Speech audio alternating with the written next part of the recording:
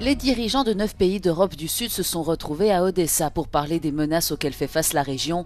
Ils dénoncent notamment les techniques de guerre hybride menées par Moscou. Accueillant la première ministre danoise Mette Frederiksen à Berlin, le chancelier Friedrich Merz a loué la politique migratoire du Danemark, un modèle dont il entend s'inspirer.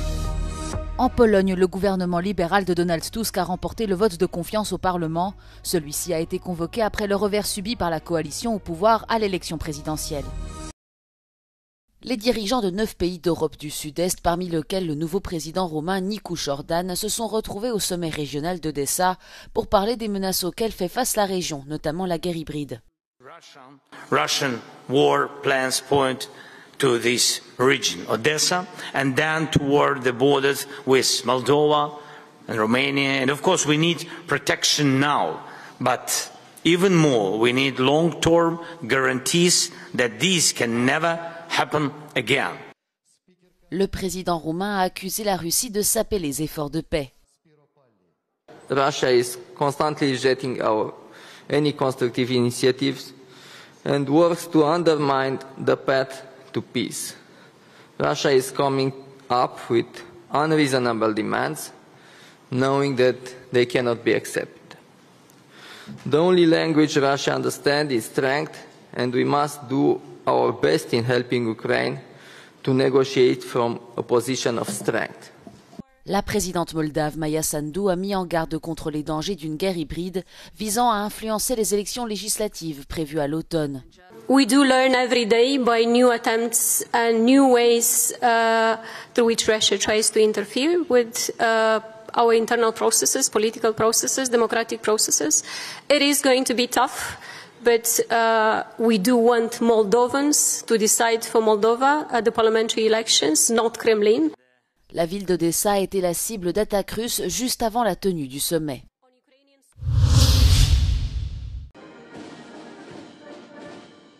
Accueillant la première ministre danoise Mette Frederiksen à Berlin, le chancelier Friedrich Merz a loué la politique migratoire du Danemark.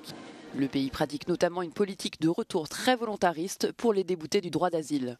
Friedrich Merz, qui a récemment annoncé qu'il allait refouler la plupart des demandeurs d'asile aux frontières de l'Allemagne, a dit son intention de prendre de nouvelles mesures en s'inspirant du modèle danois. Également au menu des discussions, la guerre en Ukraine et la sécurité européenne. Les deux dirigeants ont condamné les dernières attaques russes et ont réitéré leur soutien à Kiev. Estimant que la Russie représente une menace constante pour l'ensemble de l'Europe, ils ont souligné la nécessité d'augmenter les dépenses de défense de l'ensemble du continent. Le sujet fera l'objet du prochain sommet de l'OTAN à La Haye à la fin du mois.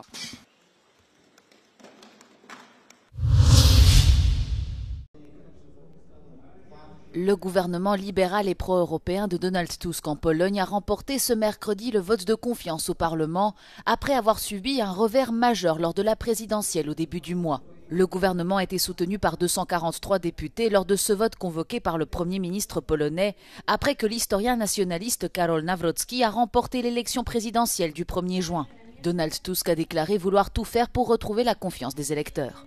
Ja myślę, że bardzo wielu wyborców przyjęło z ulgą tę sytuację i uwierzyło na nowo, że jest trudno, ale nie jest wcale trudniej niż było i że dalej pojedziemy, ale musimy zrobić dużo więcej, żeby odzyskać pełną sympatię.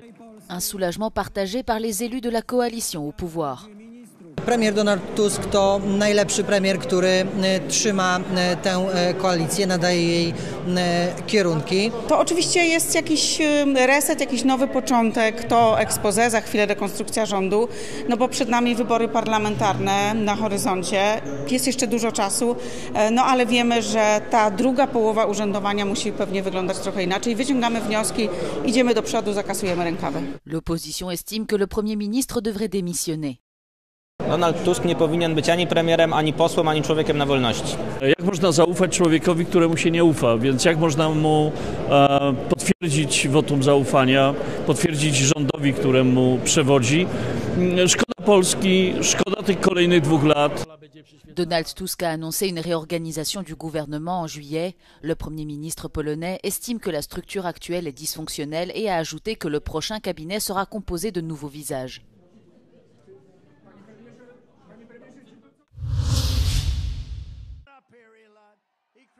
Elon Musk dit regretter certains de ses messages sur le président américain Donald Trump.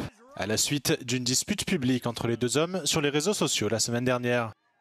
Les excuses du patron de Tesla et SpaceX interviennent quelques jours après que Donald Trump l'a menacé de graves conséquences s'il interférait avec son nouveau projet de loi budgétaire. Le ton est monté la semaine dernière après qu'Elon Musk a qualifié d'abomination le projet de loi de Donald Trump qui prévoit d'importants allègements fiscaux et des réductions de dépenses.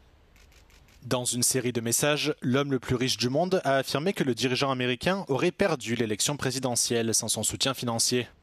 Il s'en est également pris aux nouveaux droits de douane, qui risquent selon lui de plonger les États-Unis dans la récession. Il a aussi suggéré l'existence de liens entre Donald Trump et le criminel sexuel Jeffrey Epstein, et a même appelé à la destitution du président américain. Ce dernier a réagi en déclarant qu'Elon Musk avait perdu la tête et a menacé d'annuler les contrats fédéraux avec SpaceX et Tesla. L'entrepreneur américain avait participé à la campagne électorale de Donald Trump à hauteur d'environ 277 millions de dollars. Elon Musk a ensuite brièvement dirigé un nouvel organisme gouvernemental chargé de réduire les dépenses des agences fédérales. Il en a démissionné le mois dernier, affirmant vouloir se consacrer de nouveau à ses entreprises, alors que Tesla enregistre des baisses records partout dans le monde. Le manque de données cartographiques actualisées rend inefficace la lutte contre les incendies en Europe, selon la Cour des comptes européenne. Au total, 5200 km² sont ravagés par les flammes chaque année dans les 27 pays de l'Union. Dans un rapport, la Cour des comptes analyse la manière dont la Grèce, l'Espagne, la Pologne et le Portugal utilisent les fonds de l'UE pour prévenir les incendies. Après avoir examiné les projets financés depuis 2014 par différents fonds de l'Union, la Cour des comptes européenne reconnaît l'importance des investissements dans la prévention. Cependant, l'institution note que les données utilisées pour répartir ce dit budget sont obsolètes. En Grèce, par exemple, il a été constaté que la liste des zones sujettes aux feux de forêt date de plus de 45 ans. Alors que, comme le souligne la Cour des comptes, l'UE a mis en place le système européen d'information sur les feux de forêt qui suit les zones brûlées et les incendies sur une base hebdomadaire. Le rapport indique également que l'impact réel des dépenses de l'UE sur le terrain n'est pas suffisamment suivi. Les auditeurs ont conclu que les projets sélectionnés pour recevoir les fonds de l'UE ne ciblent pas toujours les zones où l'impact sera le plus important.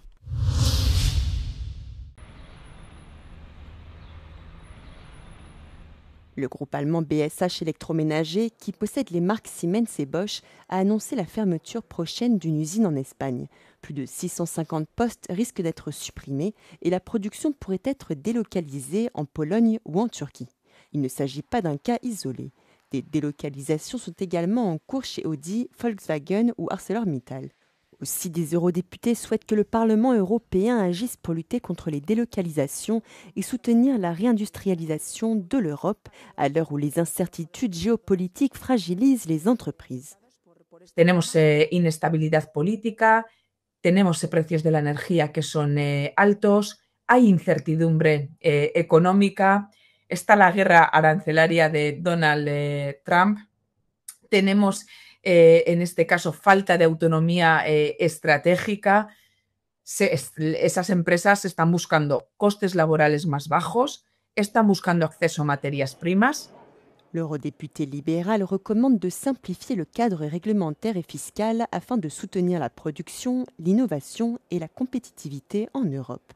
Une autre eurodéputée espagnole issue des rangs de la gauche radicale appelle à actualiser la directive européenne relative au licenciement collectif vieille de 25 ans. No podemos enfrentarnos dentro de la Unión Europea a una competencia entre Estados en función de los niveles salariales que hay en un Estado miembro u otro. Por tanto, hay que reformar esa directiva de los despidos colectivos e impedir que el dumping laboral sea una amenaza para todas las trabajadoras y trabajadores de la Unión Europea. À titre d'exemple, entre 2018 et 2020, 72% des entreprises françaises ayant délocalisé l'ont fait en Europe, selon l'INSEE.